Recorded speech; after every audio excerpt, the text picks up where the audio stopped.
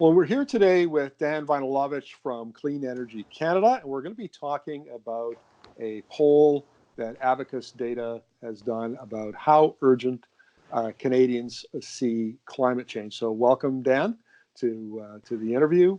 And why don't we start by giving us an overview of the poll?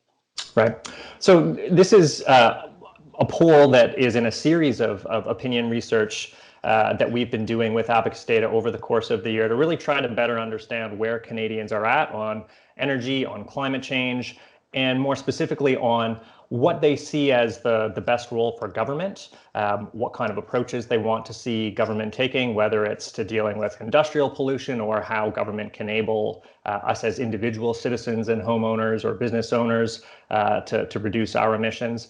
And so this particular poll, we wanted to look at, just as the federal election is underway, where are Canadians at in terms of their perception of climate change as an issue, specifically that government needs to do more via policy to address?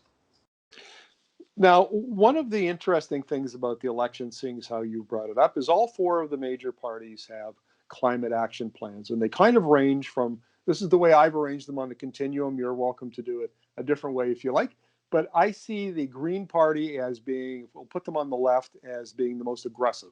Elizabeth May talks about putting Canada on a war footing, taking the World War II mobilization approach to climate action, and then we would have the NDP, which wants to spend a lot of money, I think is more of an accelerated Trudeau government kind of approach. Then we have the Trudeau government, and then to the right of that, we have the CPC and Andrew Scheer, which their plan has been criticized, and I think rightly, for being pretty tepid. So when we talk about wanting to take more urgent action, where do we fall in that continuum?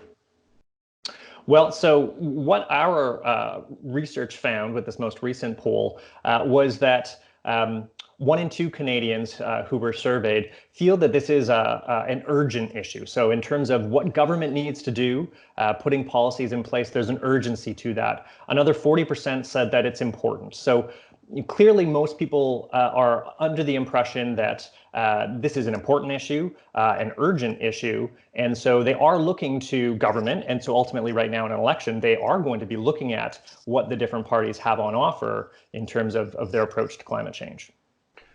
No, I interviewed Neil Dobson the other day, who was in an ADM with the BC government and responsible for Clean BC and some of the greenhouse gas inventories. So we talked about Clean BC, which is the BC government, the Oregon government's strategy to meet climate targets by 2030, and then more stringent targets, which is actually 80% reduction over 2007 by 2050. It's very aggressive. But what really struck me, Dan, was instead of one tool out of the toolbox, say carbon pricing, there were many tools in the Clean BC toolbox. There were subsidies and changes to building codes, and there were regulations, and there were a whole variety of these kinds of things. And do you think that that's a good way to go? Absolutely. I think when we look at jurisdictions around the world who are experiencing the most success in reducing pollution, but also retooling their economies to benefit from a transition to cleaner energy and thrive in a low carbon economy. None of them is using a single policy.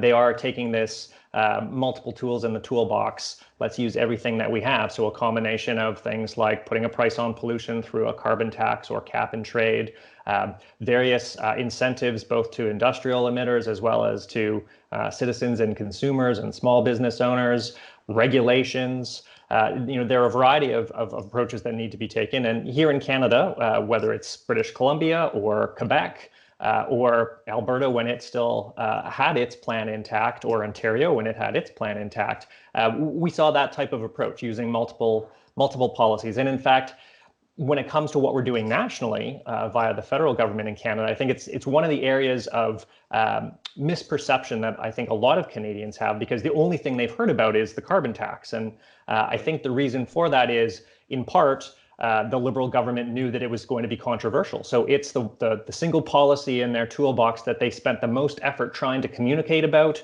advertising about. So it's the thing that Canadians have heard about. Of course, it's also been the most politically polarizing policy that the federal government has put in place.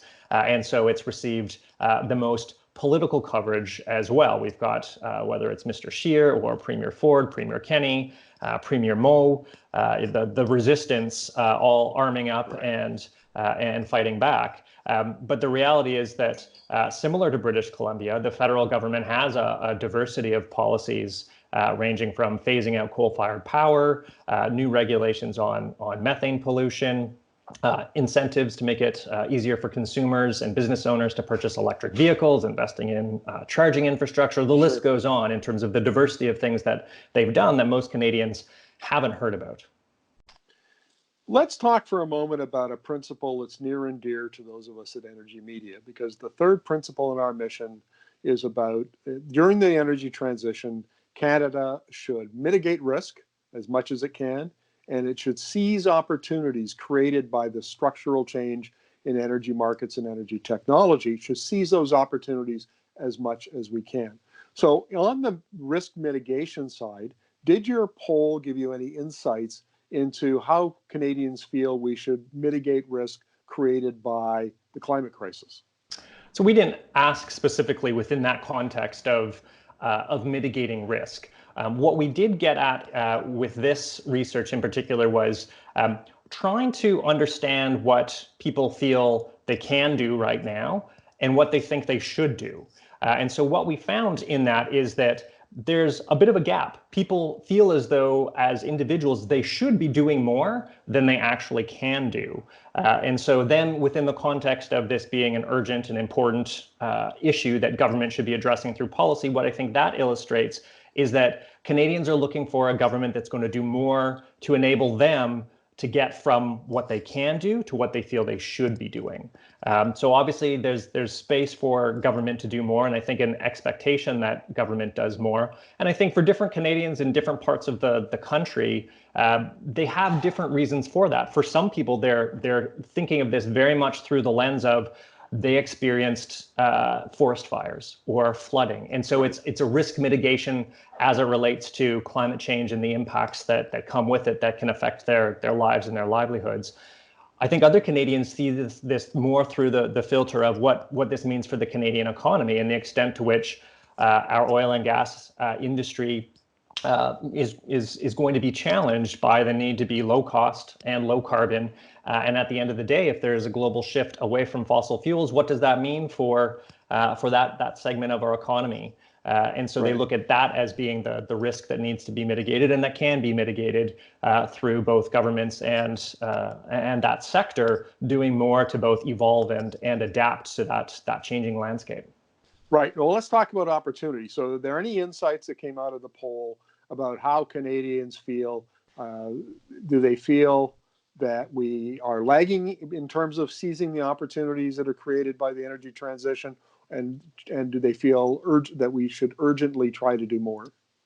Yeah, so not in this particular poll, we didn't look at that, but in some of the polls that we've done earlier this year with Abacus Data, we certainly found that Canadians are actually fairly optimistic about the rate of change, the rate at which we're going to be able to cost effectively adopt a range of climate solutions, from electric vehicles to using more renewable energy within our energy system. So there's definitely an optimism there. And again, though, they understand that there is a role for government to play to ensure that Canada and Canada's economy are at the forefront of this transition. They acknowledge that there's economic opportunity associated with being amongst the leaders, and conversely, a risk if we're not.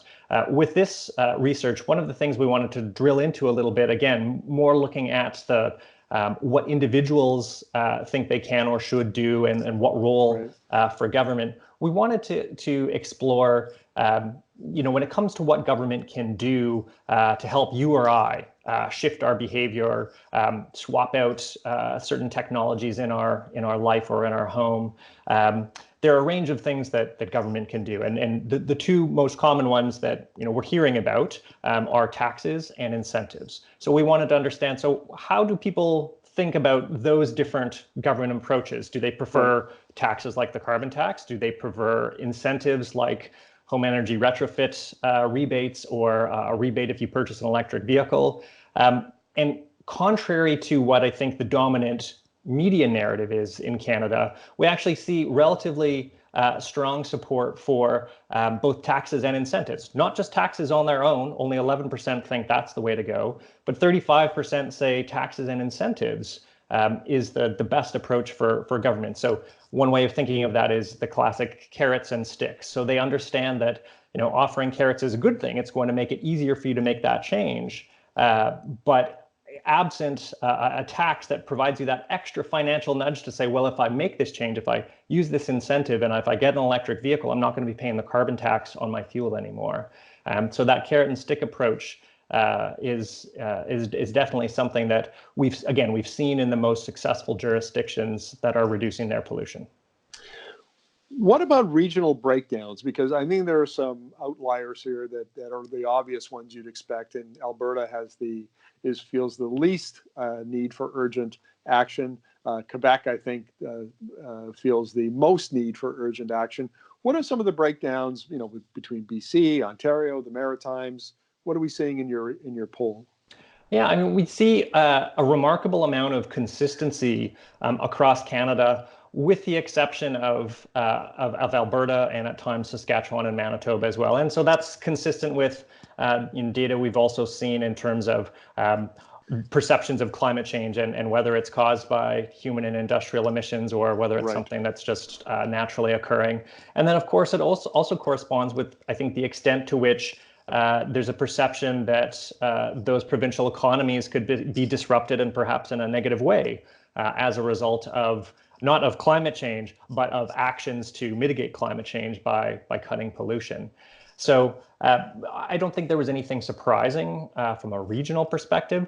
There were some interesting results when it came to the different age groups. And what we clearly see is a lot more concern in terms of feeling that this is an urgent issue amongst younger Canadians than older Canadians. And similarly, younger Canadians were much more inclined to say that they should be doing a lot more than older Canadians. And so I think, you know, in part that's younger Canadians, many of them, you know, they're at the earlier stages of their career. So they're thinking about this in terms of, you know, Canada's economy and the success of our economy and their ability to generate a livelihood. And then I think they're also looking at the cost side of the ledger and saying, if we don't do this, then there are going to be a lot of costs imposed on us as we're adapting to and rebuilding from the type of extreme weather that's only going to become more frequent if climate change continues to worsen. Well, Dan, thank you very much. Really appreciate this. And I'm sure that in the course of the election, we'll be chatting again, because climate change, we expect, will be a significant election issue. So thank you very much. We'll look forward to chatting with you in the near future. Yeah, my pleasure. Thank you.